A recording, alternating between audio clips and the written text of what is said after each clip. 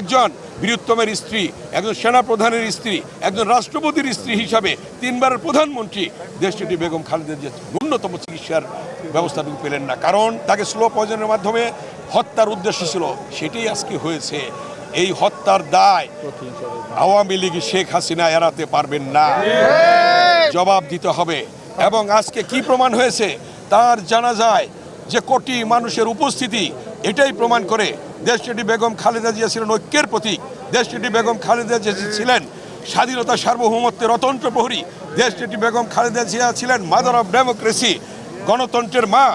দেশটি বেগম খালেদা জিয়া ছিলেন জনগণের মা। তিনি বলেছিলেন, আমার ঠিকানা বাংলাদেশ, আমার ঠিকানা বাংলাদেশের মাটি এবং মানুষ, আমি বিদেশে যাব না। কিন্তু অনেকেই বিদেশে পালিয়ে গিয়েছে। দেশটি বেগম খালেদা জিয়া এই মাটি ছেড়ে যাননি।